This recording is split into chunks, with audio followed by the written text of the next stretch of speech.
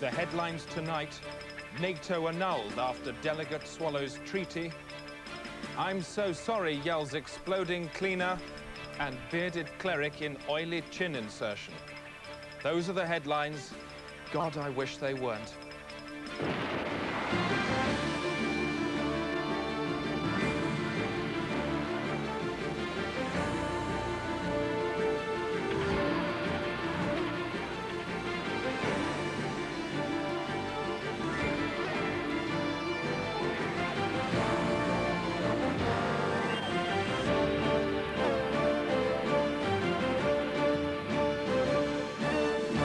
Top gets tonight.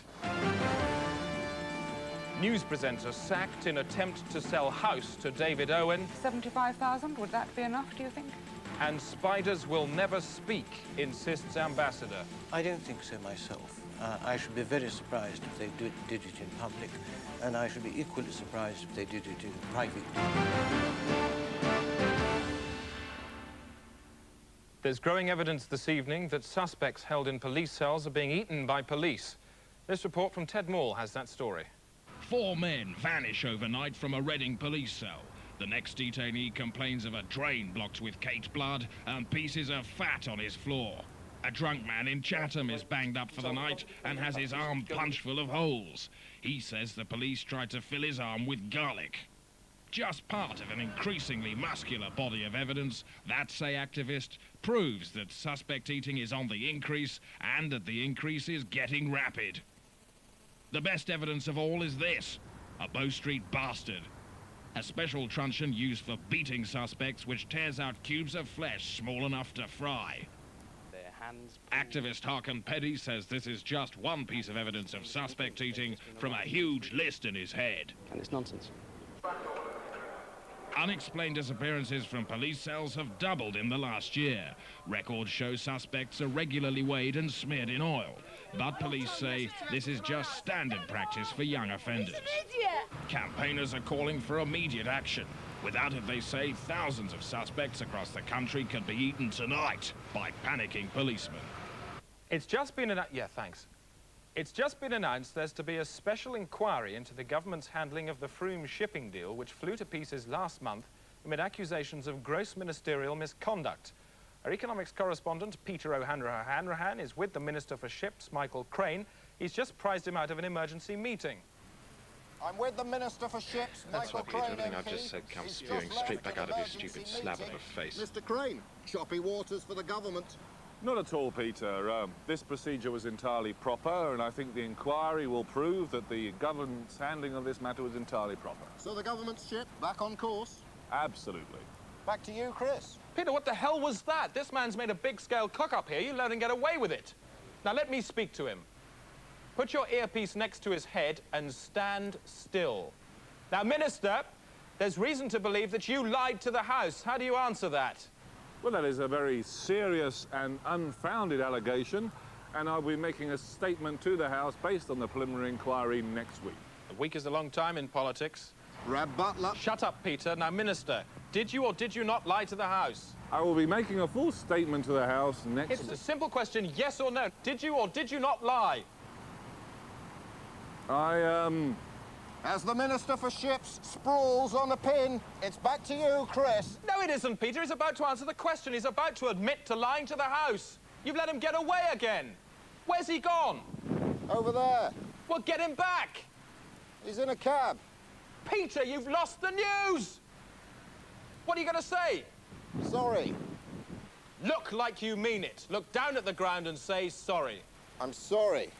Peter, next time you cross the road, don't bother looking. Sorry.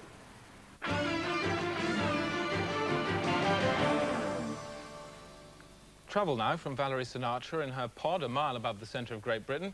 Valerie, talk me some road. Well, you're gagging for it, Chris, so here it goes. Yeah.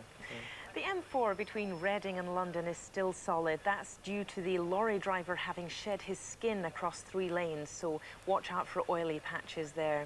The M40 southbound still slow due to that earlier large accident. Police reckon they should have finished bagging and labelling everything by about midnight. Meanwhile, mobile vehicle crushers are in operation in Cardiff on red line routes. So if you're illegally parked there, they will crush your car to the size of a Satsuma and simply hand it back to you. I love Satsumas. Well, so do I, Chris, but I don't think I'd like to drive one. Yeah, but I bet if you did, you'd do it really well. Finally, a look at the capital, which is London. Worse than ever tonight, I'm afraid. Lots of cars on Oxford Street being slowed down by their own lights. So I'm afraid your fast, speedy sports car, no use to you at all tonight, Chris.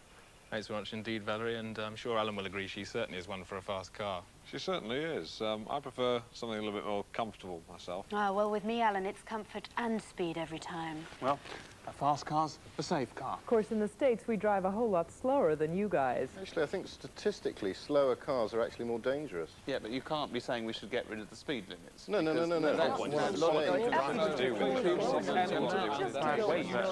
Now the sport with Alan Partridge.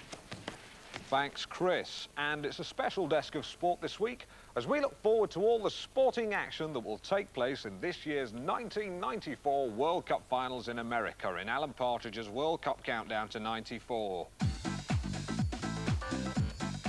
Goal! Yes, yes, yes, yes, yes, yes, yes, yes! That was a goal! Goal! Striker! Eat that! And another! Bing bang, stick it in. Thank you and good night. Swat! That was liquid football! Shit! Did you see that?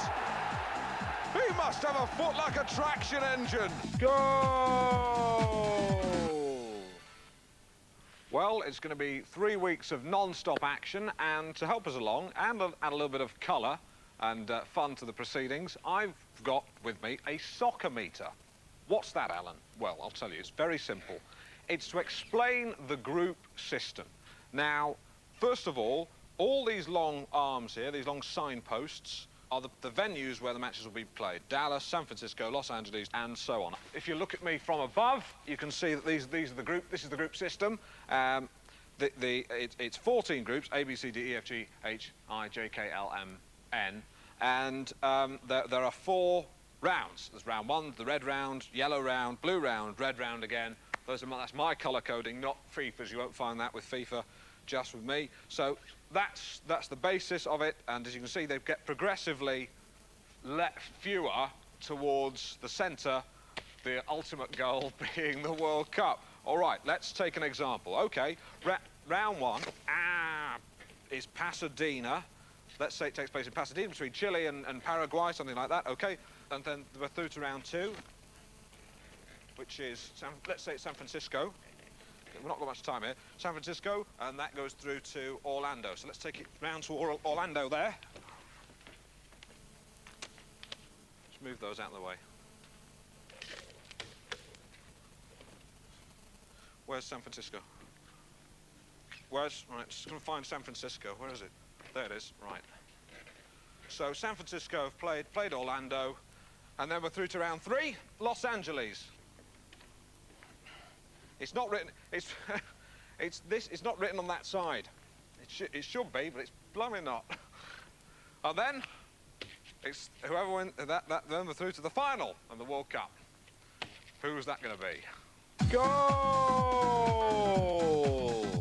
The proof is in the pudding, and the pudding in this case is a football.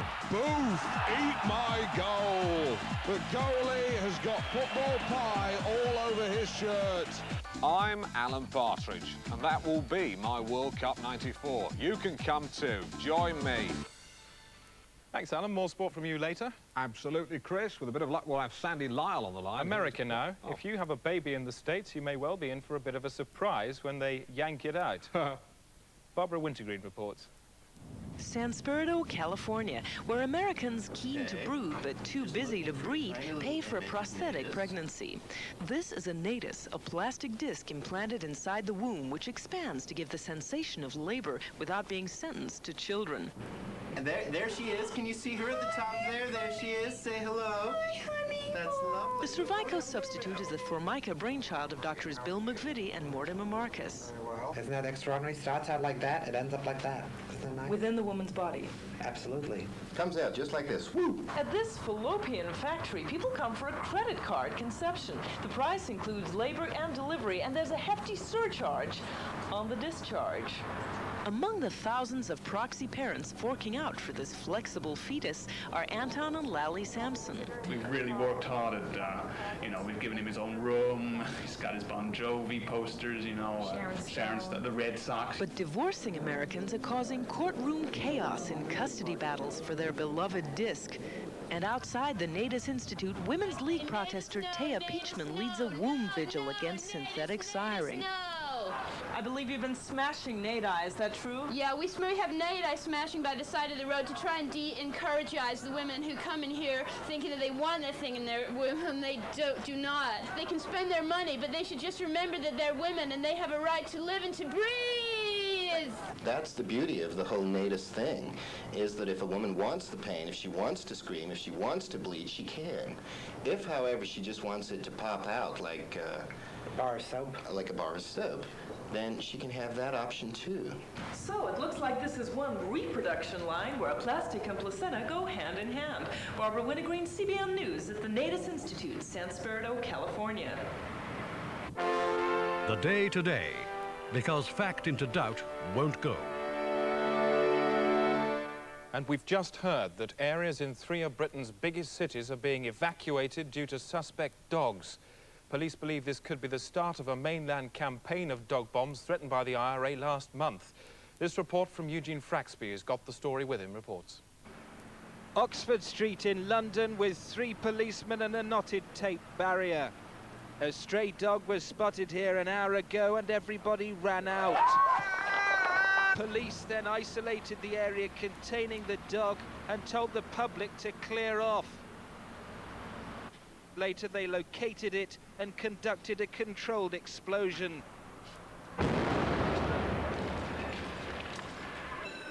But as the remains were being taken for laboratory tests, a second dog ran out from the crowd. It could have been a bomb. The police had no choice. It was over in seconds. A dog and 3 people dead from guns.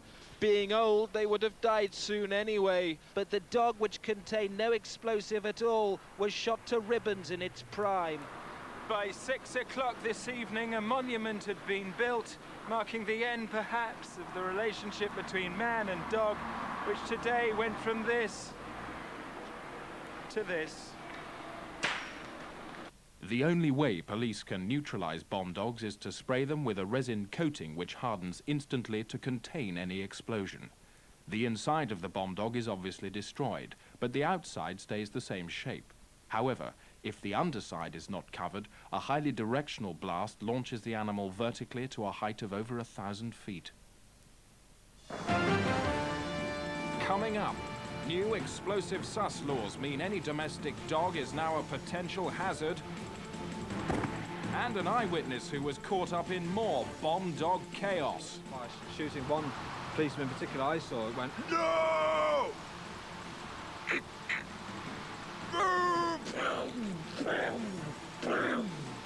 One guy, I don't know whether he was involved or not, was running away. He went, and then he caught him one more time between the eyes. It was horrible. He went, that was as much as I saw, really. 7 more dogs have gone off in the last 10 minutes. Eugene Fraxby. The 4 hounds exploded in central London without warning, all within yards of government buildings. The Prime Minister put on a brave face, but for many, like Tory whip Peter Goodright, the time for calm words is over. An absolute fucking disgrace. These inhuman sit-for-sale suckers have no place here. In my considered opinion, they are cunts. journalist David Mellor added little of interest. An insolent contempt for public opinion. And for Junior Health Secretary Paul Mann, words alone could not express his anger. Police are on the alert again this evening and have cordoned off a man in Piccadilly. It's believed he may have eaten a suspect dog last night and could now go off himself. Sinn Féin have so far denied they are backing the campaign. Earlier today I spoke to their deputy leader, Rory O'Connor, who under broadcasting restrictions must inhale helium to subtract credibility from his statements. So what's your initial statement? These incidents are inevitable given the position of the British government. You do support this campaign then?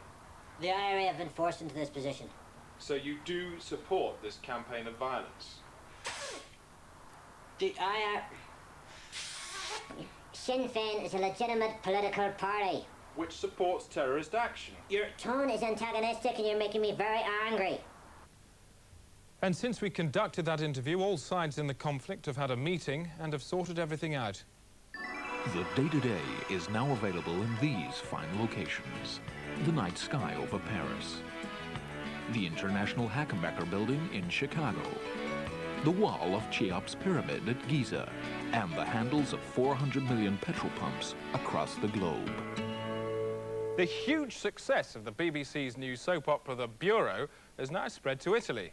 Voglio parlarne adesso, parleremo più tardi. They've got a daytime discussion show there devoted entirely to it. It's called Bello Buretti, and its stars are the wagging tongues of hosts Carmena Zo and Pulcazina McRae. Ma tu sei in crisi, eh? No.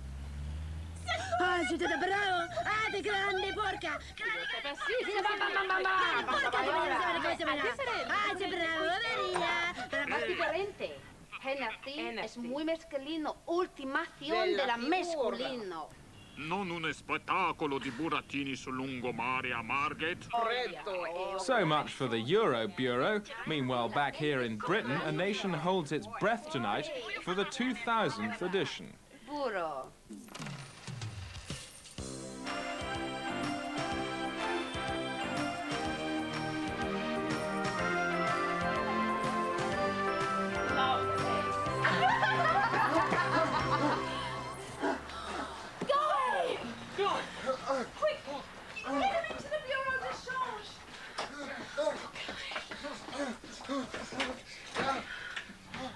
What happened? Who did this to you? I don't know, I didn't see. I'll get these evildoers. No, Alex, violence solves nothing. Why did they do this to me? Just because I'm gay? I'm gay. I'm gay. What? It's Guy, Mr. Hennity. He's been attacked. Yeah, I know. What did you say? I said I'm gay. You're fired. What? I'm warning you, Jack Hennity. If Guy goes, we all go. Yeah? Yeah. Yeah. Go on then, walk. The lot of you, walk. I've got people queuing up to work inside this bureau de change. Right. Right. I'm going. Me too. I don't even work here. Yeah, go on, you go and all. But just you remember what you said. Maria! Maria!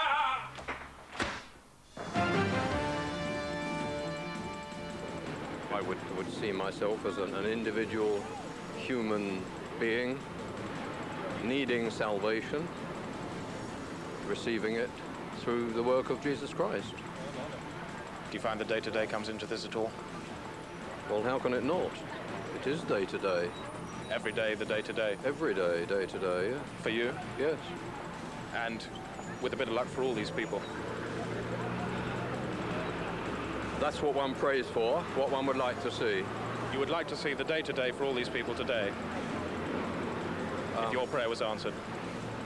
That they should each enter into an experience of personal salvation. Which would include the day-to-day? Well, how could it not? I don't know what kind of salvation you could be talking about that wouldn't include the day-to-day.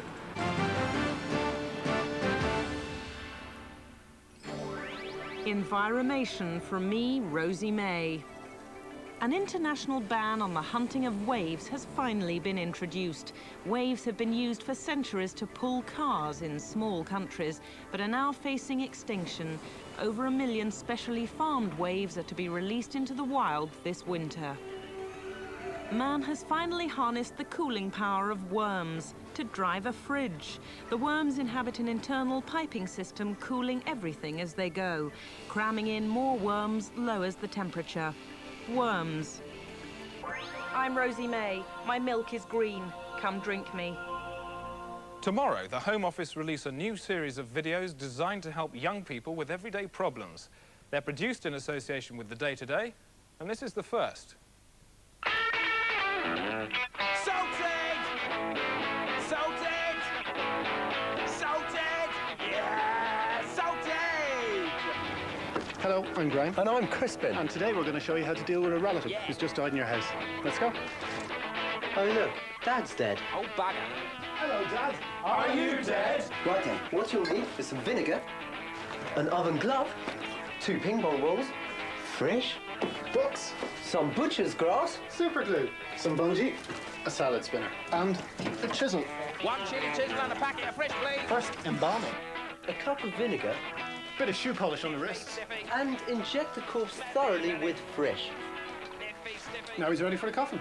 But don't forget, Wash your hands. It's the end of your day as you... now he's unburied, now he's not. Leave her up a nearby paving stone. Scratch on the name. On the stone! So Pim can see what's in the ground! And make way for the priest.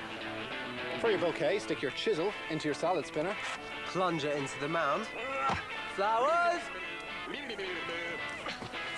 Sorted! Unless, of course, you're a Muslim.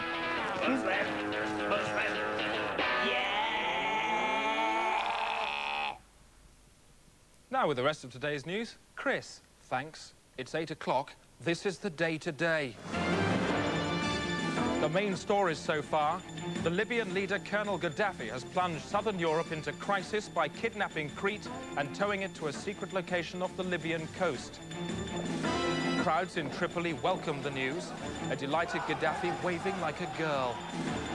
Libyan tugs stole Crete at 2 o'clock this morning. At first, the natives, aided by strong winds, were able to haul it halfway back. But then they lost grip, the island was towed to the North African coast and hidden underwater. The Lincolnshire village of Fladney is tonight recovering from a gravity quake during which the Earth's pull was reversed for 7 minutes, sending everything not secured onto the ground over a mile into the air. The quake struck at 4:30 this afternoon. These pictures were taken by Paul Cork, who had his Polaroid with him when he fell up into the roof of a shed. This man survived by clinging onto a boot scraper. Others were not so lucky.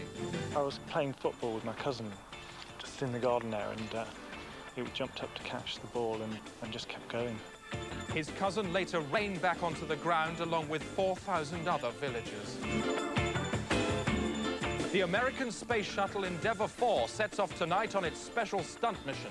Once in orbit, it will hurtle towards a NASA space ramp, fly off the end and leap over a line of 12 other shuttles.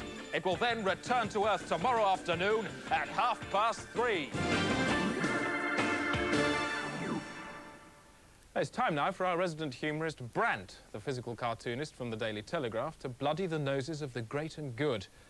Mr. B, make us smile about the bad things in the world. This week, I've been looking east, where Chris Patton, like King Kong, has made a monkey of himself over Hong Kong.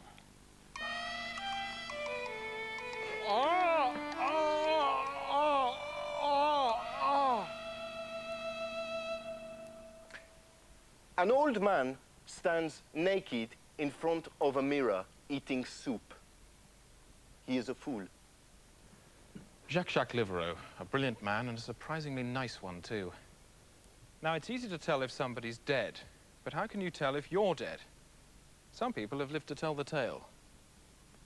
In a short film we've made.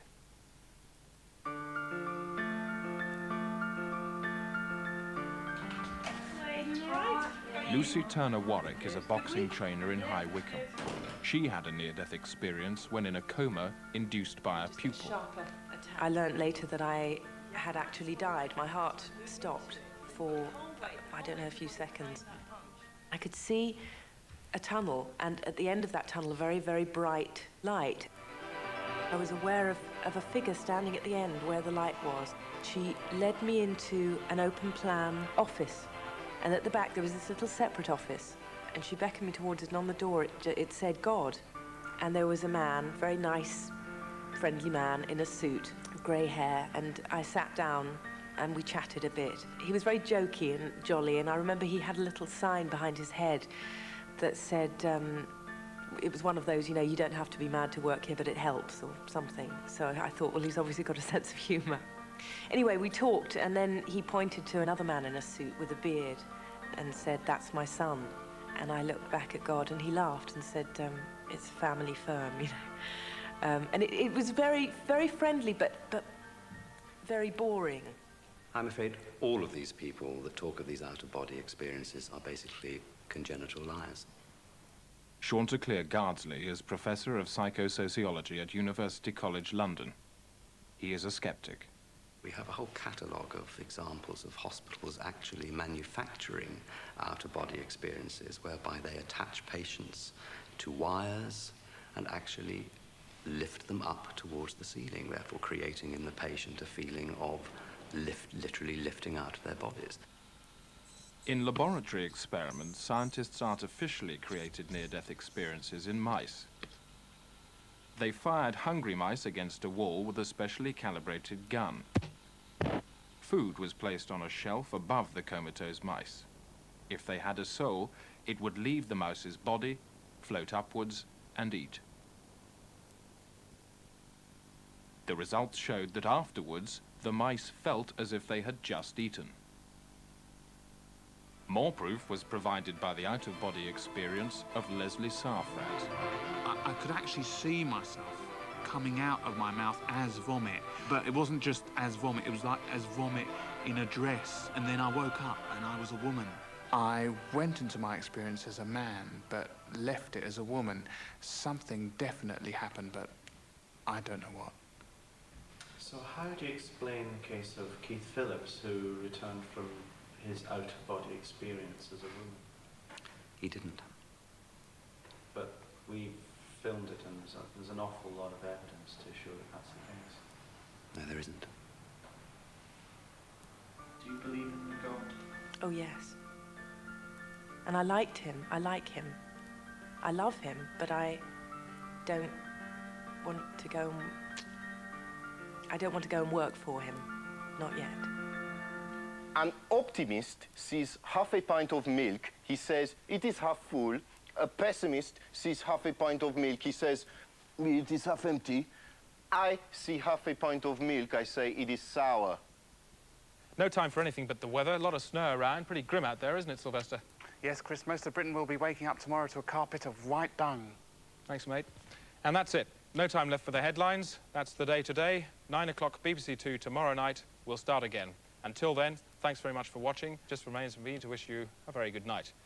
Join us again tomorrow night for a full resume of the day's events, the sport, the business, the weather, and the very latest changes in the world of politics. Same time, 9 o'clock tomorrow evening on BBC 2.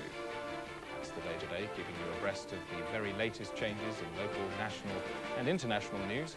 Prepared to break the flow of the programme if necessary to accommodate footage of unfurling events. Often live packaged by field reporters on the hoof.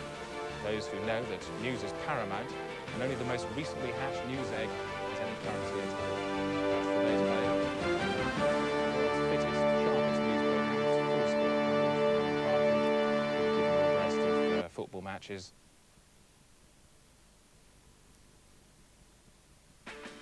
The headlines tonight: Euro MPs' new headsets play the sound of screaming women. Brian Ferry bath mat poisonous, say lab. And bouncing elephantiasis woman destroys central Portsmouth. Those are the headlines. Happy now?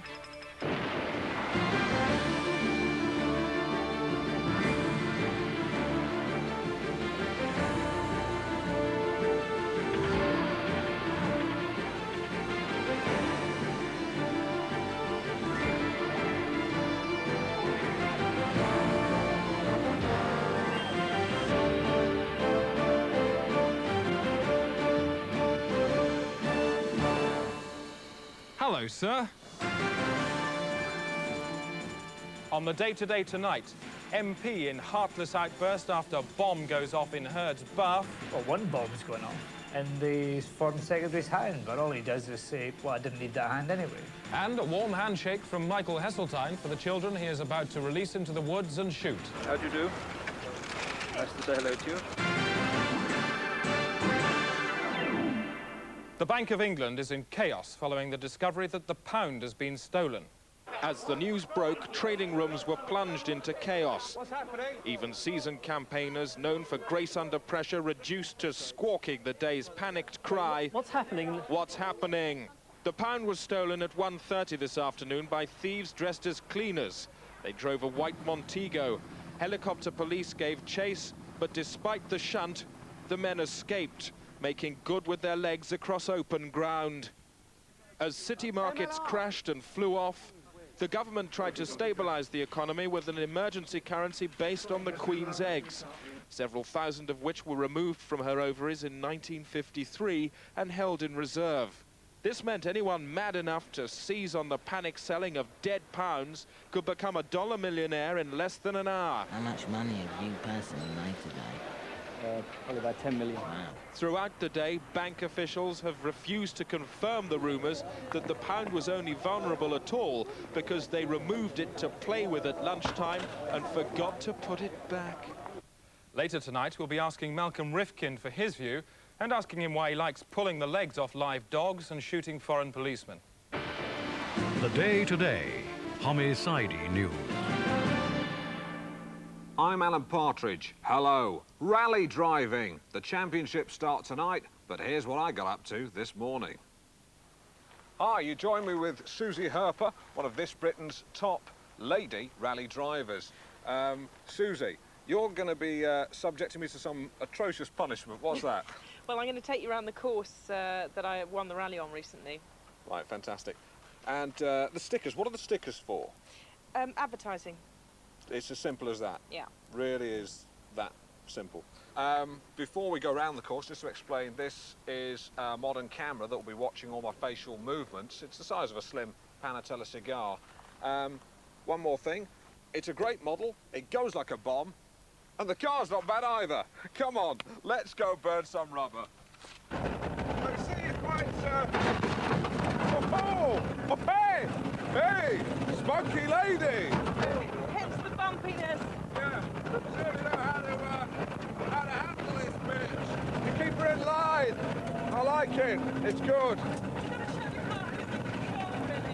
take another strap of the neck and you let it know who's the queen. The car's the bitch. You are the queen and I like it. Yeah, whoa. Yeah. Yeah. Okay, easy, easy. Whoa! What's there? Yeah. Why are you doing stupid? Watch out for that! Careful! Well, whilst driving like she was, maybe big and clever on the rally track, it certainly isn't on a housing estate. Remember, lives matter. Chris.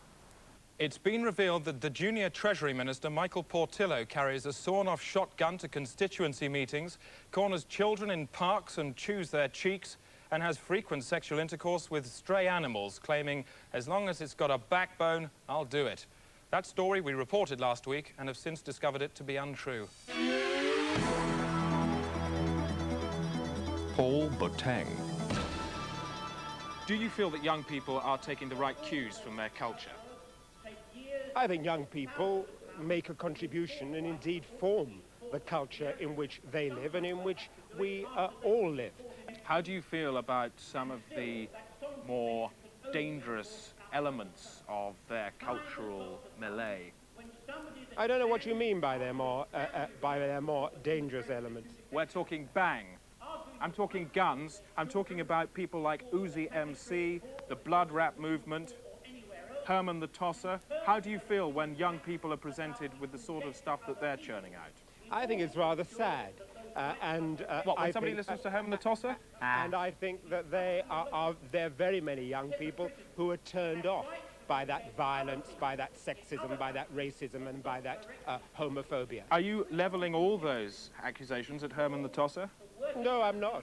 Herman the Tosser is not someone who has invaded my own particular consciousness. And although clearly he has invaded yours, it is a concern of yours. It sounds to me rather. It sounds to me too. It sounds to me rather. And it sounds to me too. Rather an unpleasant name, but he may be a delightful and inoffensive person.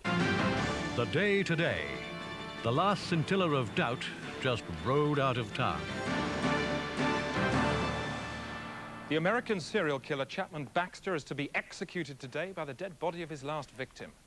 Barbara Wintergreen reports. Florida State Penitentiary and killer Chapman Baxter has dug deep into his past for tomorrow's execution ceremony. The best kind of justice would be if my last victim, Colin Acavito, could be dug up and he could kill me. At Oregon's Manomatronics Center, Dr. Travis Davely has been fleshing out Chapman's unusual carcass request. Do the arm movements once more.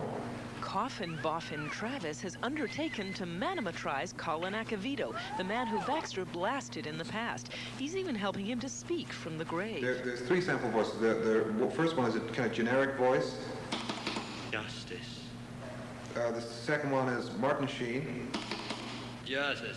And the third one, it's my favorite, Louis Armstrong. All of America is electrified by this vigilante victim. He's appeared in a cavalcade of front covers and chat shows and has squeezed new life into fruit juice ads. Zangiest fruit juice you've ever tasted. Then there ain't no. Live wire Acavito is dating supermodel Kendall Ball, who seems stuck on the stiff. Colin's kind of cute. He's strong and silent, and he doesn't bullshit me like other guys. Do you get to spend a lot of time alone together? Well, no, because Travis is always with us, but I kind of like it that way. I've got this little dream whereby there's a whole village of reanimated corpses, and if you like, a kind of control tower in the center of that village with a bank of monitors, and I control all the corpses. Why use corpses? Why not normal people? Why don't you just leave things the way they are? Because normal people, because I wouldn't have my tower. I want a tower. The day of justice, and Baxter gets to renew his acquaintance with a body of evidence. In whose voice do you wish justice to be done? Martin Sheen. Thank you very much. You may proceed. Colin needs a few moments to decompose himself before delivering a stiff charge to Baxter. Justice.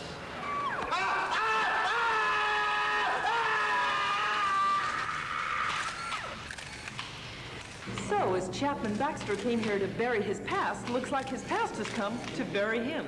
This is Barbara Wintergreen, CBN News at the Corpsecution, Florida State Penitentiary. BBC Mandarins are bleating again, this time because their new soap opera, The Bureau, has just plummeted out of the ratings. A BBC spokesman said, "Don't read too much into the fact that we're sending them out on tour to the regions on the back of a truck. It's not to drum up support, it's just standard policy for all programmes." Have a look, shall we?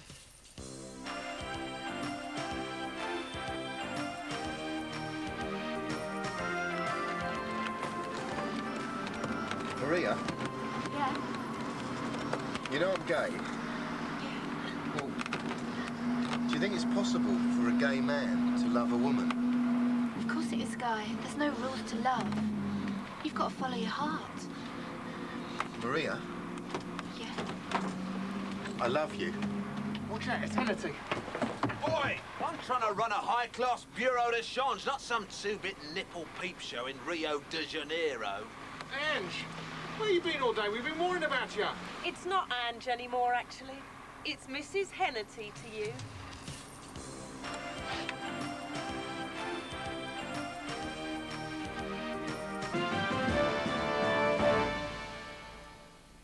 A cat meows, a horse neighs, a lion roars, a bird sings, a snake hisses, a human barks. Time now for business with Collaterally Sisters. Thanks, Chris. You do it! Get it now! No, you get it! It's over there! Arguments like that broke out on the international markets today when economic talks collapsed and Spain withdrew from the world and began trading with itself. The peseta burst open at 4. The pound was barely audible this morning. It rotted by 3.9 points against the dollar, and there was further bad news for coat developers Watney Heckbulb, who were ordered to cease trading because of bad burping. Chris. On now to the money markets and a quick look at the international finance arse. And there you can see the US and Japanese cheeks started off with a gap of 2.4, but increased trading forced the two together to form a unified arse at around lunchtime, which held for the rest of the day. In summary then, oh no, Chris? For a second night running, London's police are out in force clamping the homeless. The new measures have been in operation since Monday and are already proving successful. The clamps are bolted onto any homeless person found asleep or motionless after 9 p.m. at night. This is the time when London's street people start accumulating in doorways, many of them drunk and pissed up on booze. The clamps ensure that any homeless who has caused a blockage is forced to stay put when they wake up. They've probably been sick too. They are then prosecuted and punished. And reaction to the new measures has been strong. So far, we've spoken to Kim Wilde. Does it make you feel bad when they clamp homeless people on the Strand? When they clamp them? Yeah. Businesses on the Strand getting in people to clamp them so they can't move away, and then they're persecuted. And then they fine them for being in the way. I didn't know that. That's awful. Would you call for clamps to be illegalised? Certainly on human beings. It's obscene. Environmation from me, Rosie May. A revolution in household heating is sweeping across America. Frozen fire. Normal fire is solidified in special cold furnaces and packaged for home freezer storage. It can then be defrosted at a later date and poured onto logs. Frozen fire saves heat. The echo from the nuclear bomb which destroyed Hiroshima is set to devastate the city again. Half of the original blast has ricocheted off Jupiter and will strike Japan in 2041. It's not yet known whether the city will be evacuated. I'm Rosie May. Tread not on the forest leaves, for you tread on my face. Today is the anniversary of 1944. People did different things then and lived different lives. This day-to-day reminiscence package features contemporary memories and footage from a time when a 5-speed, 3-litre Ford Capri was the stuff of a madman's dreams. What was the food situation like in those days? Oh, it was dreadful. Of course it was dreadful.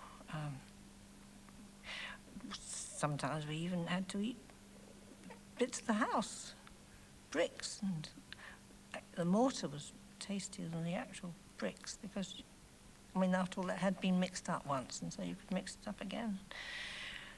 We used to try to get it off other people's houses, of course, first, and houses that had been bombed and broken down. But sometimes you had to eat your own house, and it was better to find yourself without a house than without food.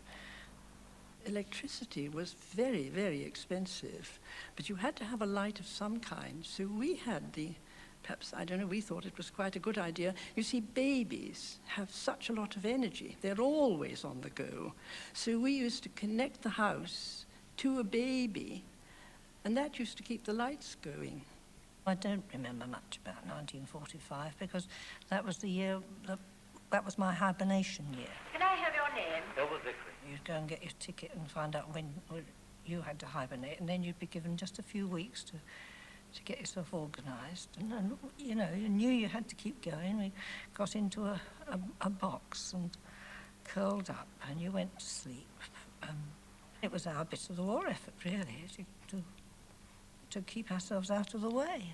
Well, during the war, everybody was called up to be in the war cabinet, and I was called up to be the foreign secretary for a month. So there I was in meetings and having to express opinions, and I had to travel abroad.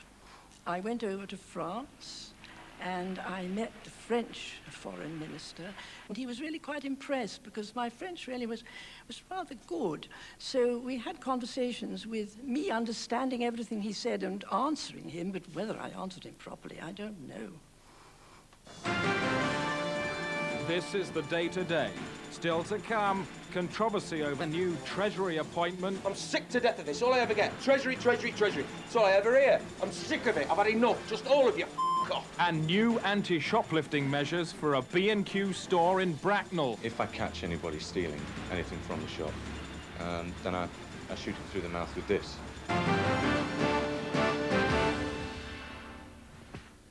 The number of MPs in Westminster suffering from Schlemmel's disease has risen to 22. Schlemmel's disease is caused by a brain virus that affects the victim's ability to read. They can see the words but have no idea what they mean. Baroness Trumpington was the first to show signs 2 weeks ago. She may have caught it from a badger. Then John McGregor. The virus is highly infectious and lives in peppermints. This was the moment Peter Lilly realised he too was in trouble. Schlemmel's also affects leg-eye coordination, causing victims to walk straight past places they intend to stop. So could you... Hey! By last Friday, William Waldegrave had little control over his body. Teddy Taylor followed. And Jimmy Knapp severely. Most seriously of all, on Monday, John Patton showed unmistakable signs, failing to recognise familiar surroundings and objects. Clearly having no understanding of the day's briefs. The second document proved equally mysterious, and the third he couldn't even be bothered to try. And the disease shows no sign of stopping. This morning, Malcolm Rifkind appeared lost when he was just 20 yards from his office. Doctors say the only treatments they can offer so far are rubbish. A man sees God in his car. He crashes. Today's historic trade agreement between Australia and Hong Kong marks a new season of hope for the future of world trade. The two countries have been at each other's throats for years, but now the hatchet's been buried by a treaty which allows unrestricted trading between all parties at all levels. I'm joined now by Martin Crace, the British Minister with special responsibility for the Commonwealth, and Gavin Hawtrey, the Australian Foreign Secretary in Canberra. Gentlemen, this is pretty historic stuff. Well done. A future of unbridled harmony then, Australia? Yes, I think Martin Crace and I can be pretty satisfied. It's a good day. And if, as in the past, Australia exceed their agreement, what will you do about it? This is a very satisfactory treaty, which I'm sure will work well. Naturally, if the limits were exceeded, then this would be met with a firm line, but I can't see this being necessary. Mr. Hawtrey, he's knocking a firm line in your direction. What are you going to do about that? Well, in that case, we just reimpose sanctions as we did last year. Sanctions? Hang on a second. They've only just swallowed their sanctions, and now they're burping them back up in your face. I think sanctions is rather premature talk. Certainly, if sanctions were imposed, we should have to retaliate with appropriate measures. But I can't see it. Appropriate measures is a euphemism, Mr. Hawtrey. You know what it means. What are you going to do about that? Well, I just have to go back to Cabinet. And ask them about what? Well, I don't know. Maybe it's a matter for the military. The military? I think military measures is totally inappropriate reaction, and I think this is way, way over the top. Sounds like you're being inappropriate, are you? Of course I'm not being inappropriate. Martin Crace knows that full well. This is the sort of misunderstanding that I thought we'd laid to rest during our negotiating period. Misunderstanding it certainly is. It's certainly not a treaty, is it? You're both at each other's throats. You're backing yourselves up with arms. What are you going to do about it? Mr. Hawtrey, let me give you a hint. Bang! What are you asking me to say? You know damn well what I'm asking you to say. You're putting yourself in a situation of armed conflict. What are you plunging yourself into? You'd like me to say it? I want you to say it, yes. You want the word? The word! I will not flinch. You will not flinch from? War. War. Gentlemen, I'll put you on hold. If fighting did break out, it will probably occur in Eastmanstown in the Upper Cataracts on the Australia-Hong Kong border. Our reporter Donald Bethlehem is there now. Donald, what's the atmosphere like? Tension here is very high, Chris. The stretched twig of peace is at melting point. People here are literally bursting with war. This is very much a country that's going to blow up in its face. Well, gentlemen, it seems you have little option now but to declare war immediately. Well, this is quite impossible. I couldn't take such a decision without referring to my superior, Chris Patton. He's in Hong Kong. Good, because he's on the line now via satellite. Mr. Patton, what do you think of the idea of a war now? I'll take that as a yes. Very well, it's war. War it is. That's it, Chris. It's war. War has broken out. This is a war. That's it. Yes, it's war.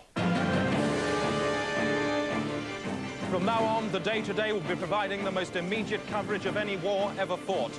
On the front line and in your face, Donald Bethlehem. Standing by, Douglas Hurd. The day-to-day smart bombs have nose-mounted cameras. This is Smart Bomb Stephen, and that is Susanna Gekkelois. I'll be reporting from inside the fight. Like some crazy Trojan. And keeping an eye on everything that's going on out there at the day-to-day news pipe, Douglas Trox. Chris. But first, the weather from Sylvester Stewart. And now the weather, starting in the southeast, where the sun should plop through after a dull start, a bit like having your hand sewn back on after a farming accident. Let's revolve the weather collar now 70 degrees to the Midlands, where I was first bereaved. And there'll be a large cack of heavy cloud covering the area, but it should stay dry enough for you to dance outside until our Lord Beelzebub calls upon us. Now, if we rotate the throat circle back to the West Country, and you can see there'll be several gits of bad weather across most of the sky. Some rain, but no more severe than soft porn. In summary then, and that's all the weather. Back to the war, and on the front line in Eastman's Town, our reporter Donald Bethlehem. Donald, what's the latest? As I swirled the last traces of toothpaste from my mouth this morning, a soldier's head flew past the window, shouting the word victory. Seems to be a lot of action behind you there. Have you seen any fighting yourself? Today, I saw an old woman on the ground. She was lying in a pool of her own tomatoes. Thank you, Donald. Earlier today, I've been down among the fighting myself. This is my report. There's something about the way these people move that tells you they are a nation at war. Look into their eyes and you can read the words, "I have a reservation at the restaurant of death." It's a messy bistro with a bad name for soiling its customers' clothes. We've seen only one napkin in 4 days. The people here are confused, spending most of their time running about like idiots. Earlier today, we met a family who, thanks to this war, now have no home. A war which they feel anyway has nothing to do with them. This is not our war. We are being forced to swallow the rotten egg of an angry political goose. That boy is now a war orphan. One more victim of what they call here the desert confetti. I have a child about his age myself.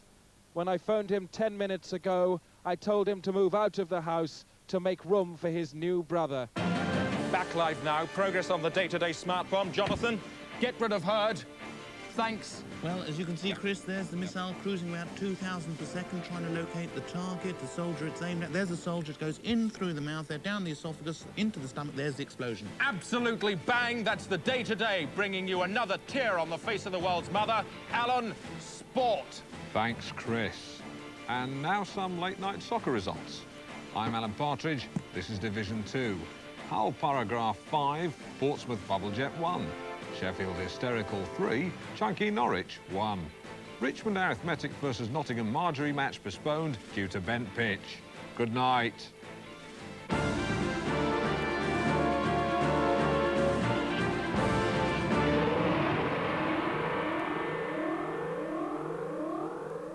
Susanna Gekkelois has broken through to the front line. This is her contribution to history. This is the very heart of the conflict.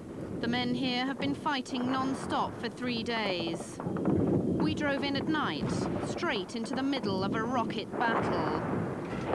The air now is thick with what they call here the electric cornflakes. We're under strict instructions not to leave the vehicle, but to drive on through.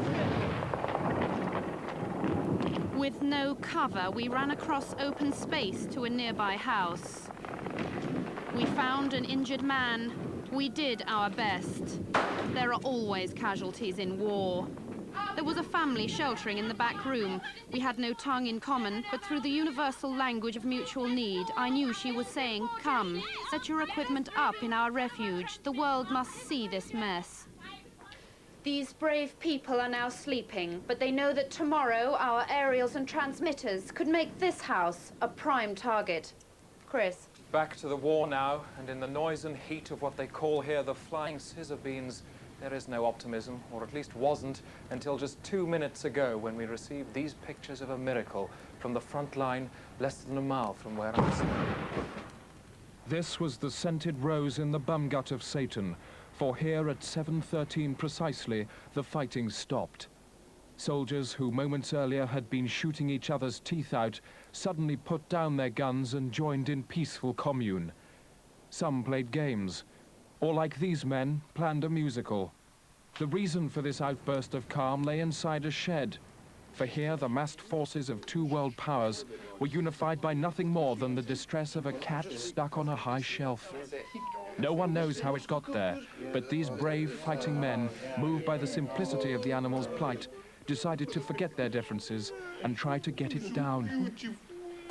But even as the men celebrated, their heads were blown clean off. For somebody, nobody knows who, had filled the cat with nitroglycerin. The Day Today. News from telly to belly. Just time for a quick look at tomorrow's headlines. Plastic surgeon arrested with stash of stolen mouths. That's in the Express. The Hull Aphrodite, police chief crushes lizard with whistle. There he is, looking wretched. The Daily Mail, child made of paint wins by-election. The Murdoch papers tomorrow, crazed wolves in store, a bad mistake, admit mother care. And there's the same story in The Sun. And the Daily Mirror have a special pull-out note for the milkman. 5 pints, please. They'll be doing 3, 2 and 4 later in the week. That's it. That's the Day Today. On the day, a man on this programme told how he was menaced by Hugh Scully. He just came in and went out. That's it. Good night.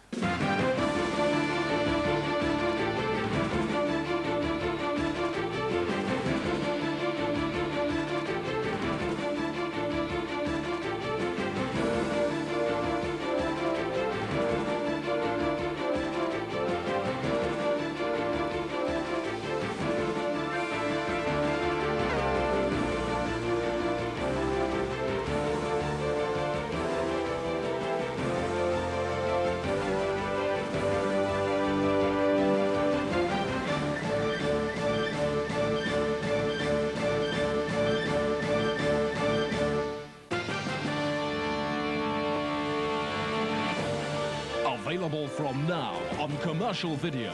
The Day Today, This Is Our War. Featuring the men and women who sacrificed themselves at the altar of fact and the beat of over 1,000 pop classics.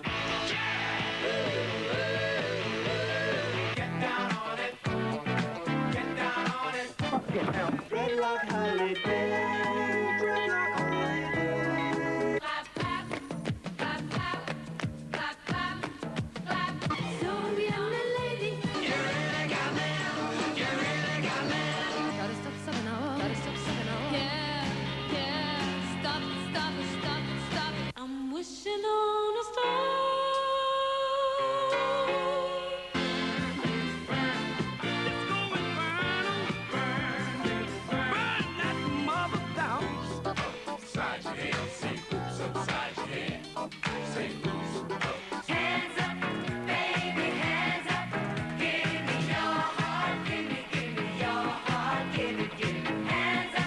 The Day Today, This Is Our War. Bang after bang after bang after bang.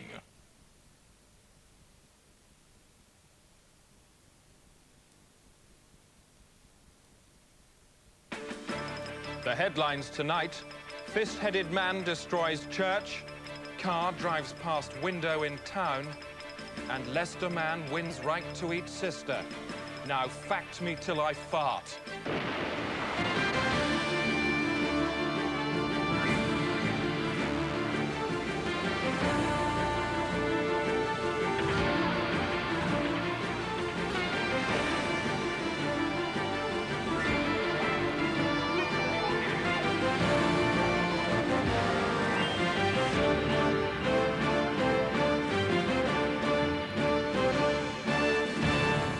Coming up as stories in the programme.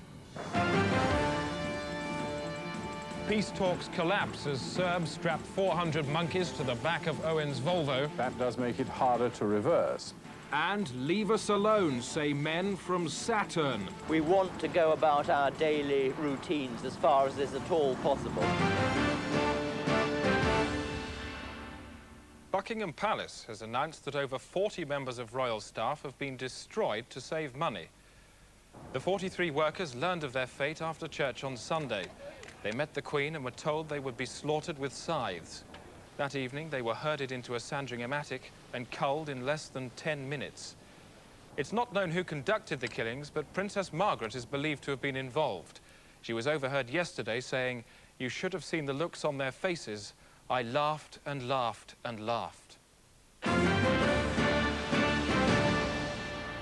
Conditions on board the train stuck on the line for 2 days in Hampshire have deteriorated dramatically.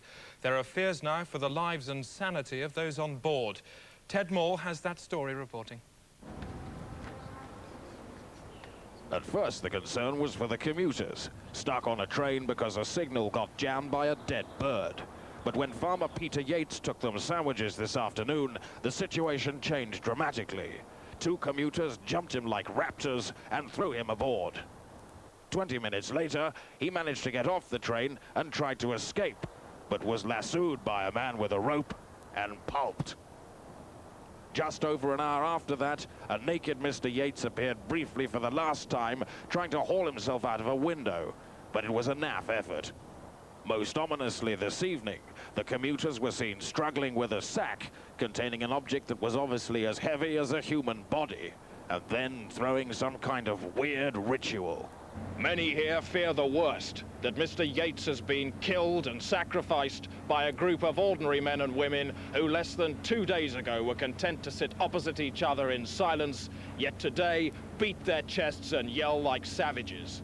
Moments ago, we intercepted the sound of the guard trying to radio for help.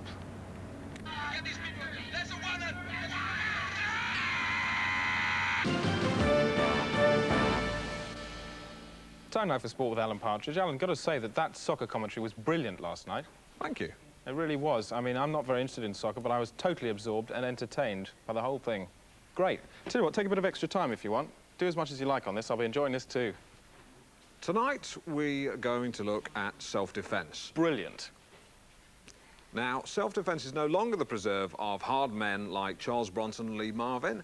More and more these days, we all need to know how to get a bit handy. Anyone who's been on public transport late at night will know that there are a lot of disturbed individuals out there. One minute they may be babbling incoherently, the next they could be going for your person. What do you do?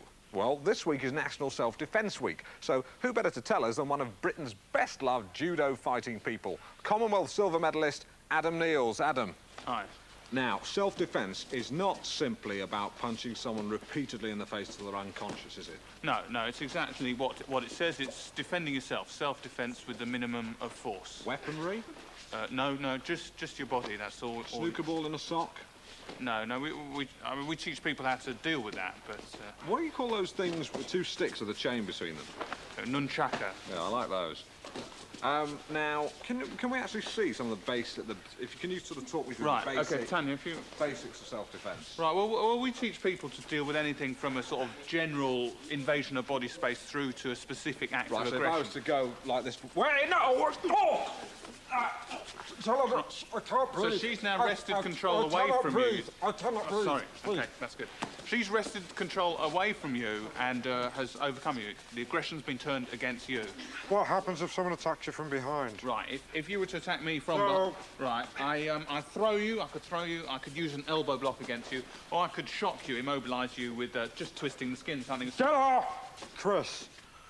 The American car company General Motors have today announced a cut in their workforce at their plant in Detroit. Our economics correspondent, Peter O'Hanrahan, is there at the moment. Peter, what's going on? Chris, it's a mass redundancy measure. It's the biggest layoff in American industrial history. 35,000 jobs in one fell swoop. Gone. 35,000? Yes. Peter, there's only 25,000 people at the plant. That's right, Chris. Mass redundancy on an unprecedented scale.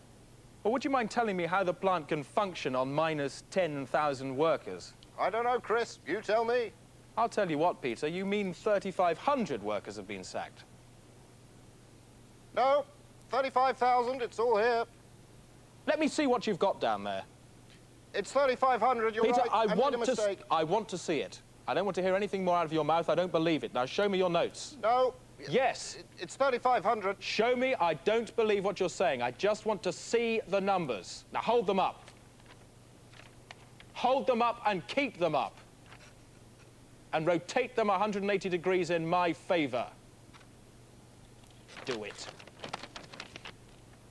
Peter, what's that?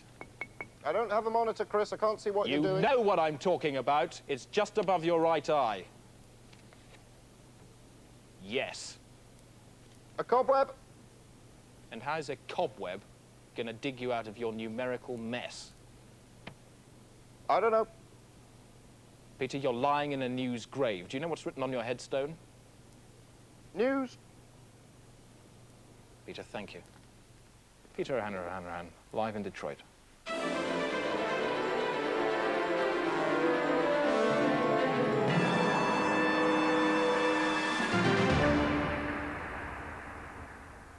What is a gay? Now back to the stuck train, where one of the commuters, now no more than a bunch of wild savages, has given himself up. Here's Ted Maul. All afternoon, aggressive volleys of rubbish thwarted attempts to get the train moving again. Barricaded into his engine, the driver has constantly to defend himself with tools. Then, in a rare lull, perhaps the commuters were sleeping or praying to some new god, one of them left the train. Gerard Hort, a civil aviation engineer, had broken free from the train of hell, but it had left its mark. The man was in no state to give an interview, but it was possible to extract the following information. The commuters are split into two factions, one led by a woman believed to be an insurance broker from Staines.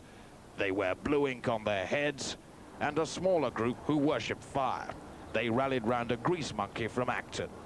With the signal here still jammed by the dead bird, there's only one hope now, that a police marksman can shoot it out, giving the driver a slim chance of making it to Liverpool Street before he's torn to pieces. Time for travel now from Valerie Sinatra in the travel pod a mile above the centre of Great Britain. Valerie, tell me about everything. Well, I don't know about everything, Chris, but... I could teach you. I do know that it's best to avoid the A1M this evening south of Newcastle. There's a crash that's been going on for several weeks, and so far it's involved 9,000 vehicles, so that's really Deathsville. Good news, however, for travellers on the M25. Workers have finished cobbling that, so that's great. The M6, however, in Liverpool is still at a standstill. That's due to the mad cow hanging from a bridge. The M50 is clogged up again. That's not my fault. And the M11 is slow between junctions 5 and 6 due to some police escorting some birds to the coast. That's about it, really. I don't know, it looks like a Robertson's factory down there. Sorry? All the jam. That's right. Golly. Gay desk now from Colin Popshed. Thanks, Chris. Quick roundup of today's gayness now, starting with the roads. The M70, the A3, the B664 and the A48M, they're all gay as from midnight tonight. The gay elements are potassium, zinc, hydrogen, copper and argon. Quick look at the world's walls. The Wailing Wall is gay, Hadrian's Wall is very gay, the Great Wall of China, that's not gay, and the Old London Wall has also stopped being gay. Gay cars next. They're the same as last night. All Volkswagens registered between 1982 and 1985. They stay gay for another fortnight. And finally, the gay seas are the Caspian and the Mediterranean, so see you there. Chris. Thanks, Colin. He's not gay, by the way. We wouldn't employ a homosexual. Offices. We all know what they're like. Can I borrow a stapler, please? But many are now undergoing radical restructuring through the work of Lester Beck of Events International. His latest project was on the offices and people of Klubrox Pharmaceuticals in Windsor. Yeah, we can, as much as you want, Harry. Anthony Pon is Klubrox's office manager. He and his sales staff are about to become part of a unique experiment in management training. It was about Thursday, wasn't it? An experiment they shall never forget, and from which one of them will never physically recover. So what we must do is construct a raft, and onto the raft we will put ourselves. Lester Beck is the author of a radical management system known as disassemblage. The disassemblage procedure relies on dismantling each employee's emotional makeup and then reassembling it in a different order. What are we? Are we human? Are we fully human? Or are we not human? What does it mean to be not human? We need to be human. So, let's get it into the present, huh? Let's kick some ass into life.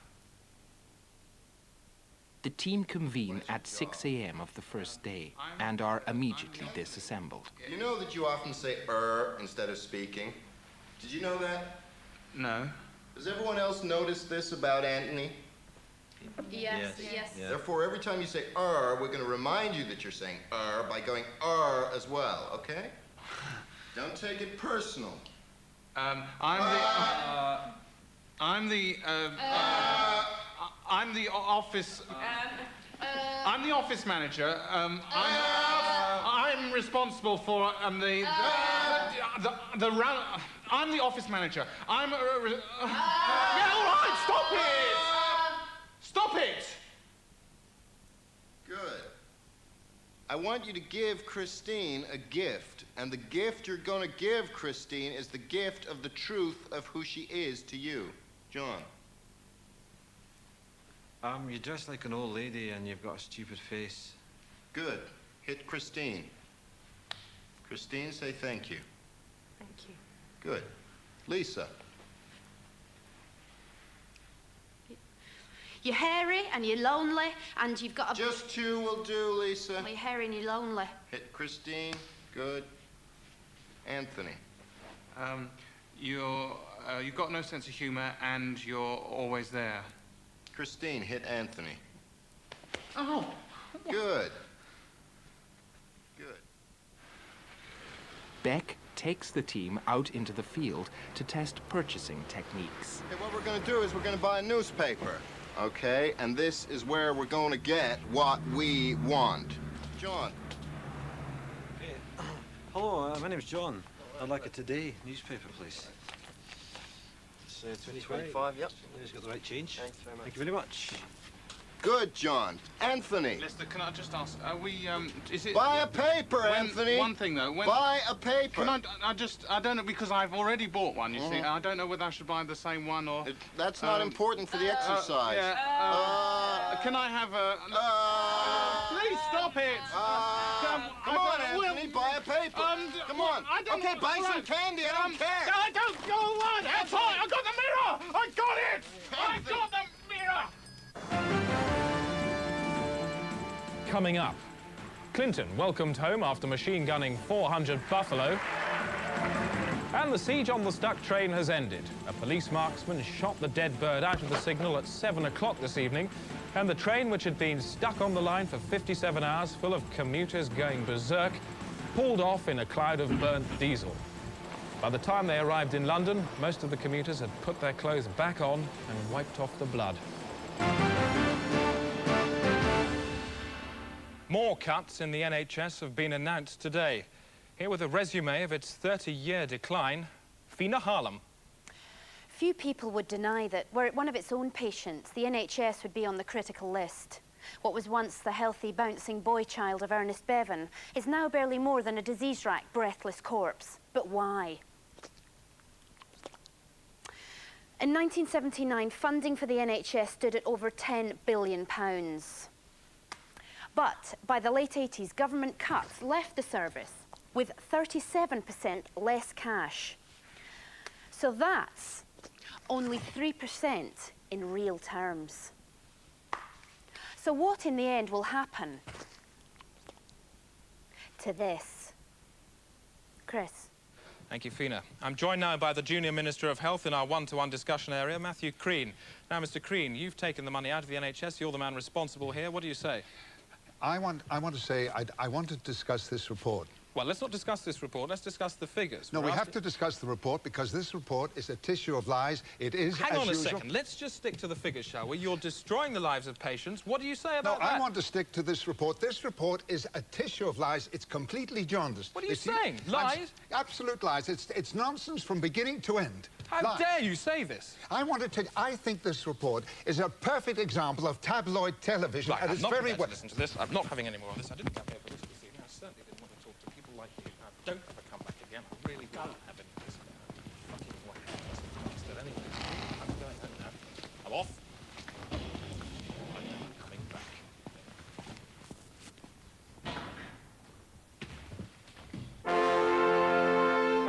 The day today. Bagpiping fact into news. Environation from me, Rosie May. The war raging between two nations of crabs in the Bay of Biscay has claimed more human lives. Last night, a Portuguese trawler was dragged underwater by the turbulence of a massive battle between over 400 million crabs fighting for territory on the ocean floor. Blinking. In England, over 700 million hours a year are spent blinking. That's why a Leeds firm has built a special light which switches itself off for the duration of each blink. The device is also triggered by other activities which don't require light, such as sleeping and grieving. I'm Rosie May, and the world is at my teat. Staying now with the world, but it's the human world this time, which is around the animal world and sometimes on top of it, making a politics and events rather than environment stuff. With the day-to-day international news roundup. Moscow. Hello, Chris. Here in Moscow, it's Russia's chronic nuclear waste problem that's dominating the news live this hour. The latest plan is to hand out small parcels of plutonium waste to school children. Nuclear experts visit schools and the children are taught songs celebrating the efficiency of atomic power.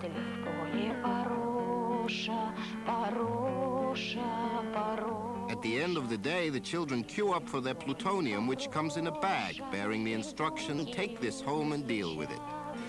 Tokyo. Thanking you live from Tokyo, where it's 3:30 in the morning. That's -7 in new Japanese time. In just 7 hours, the first of 30 full-size duplicate Japans will be switched on, and all clocks will be reset to 00000. The new Japans have been 3 years in construction, involving perfect replication of cities and people and children. The raft of new countries, which extends over 5,000 miles into the Pacific, has been hidden until now, but was spotted yesterday from an airplane. Japan has so far refused to comment. Rome! Live thanks from Rome, where the two French boys who hacked into the Vatican computers and changed Catholic doctrine are still being held by cardinals in Assisi. In a sensational development today, a video showing Stefan and Jed Madro, bruised but alive, was broadcast on Italian television with Vatican approval. On est très bien traité par l'Église catholique. On ne fera plus de computer hacking. The boys were snatched from the street 2 days ago and held in a turret after admitting they had tapped into the new Vatican Theology Bank, a computer which contains the full doctrine and law of the Catholic Church. The Vatican realized the computer had been tampered with when they discovered Jesus had died of food poisoning, aged 19, and Lou Reed had been canonized as a saint. And that's the way the world is today from Rome. From Tokyo. And from Moscow. Goodbye. Chris. Wrong, all of you, because Calately's Sisters is doing the business, not me. Thanks, Chris. And there was a big whoop of dismay in the city today, Chris, when Troublefinch Dusky Holdings chopped off an 8th at 2.4 after a disappointing gutter surge tomorrow, Chris. The Central Numerical Council issued the new 7 today. It'll be 3 kilos heavier than the old 7 and made of glass. Chris, Calately Sisters. Spack Handy Chop Tubes up 2.4, but let's see how the pound fared today with a quick look at the currency Susan.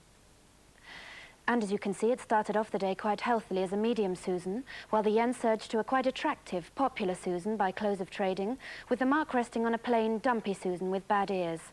Chris, summary, business, Chris. Your complaints. This is my complaint, right?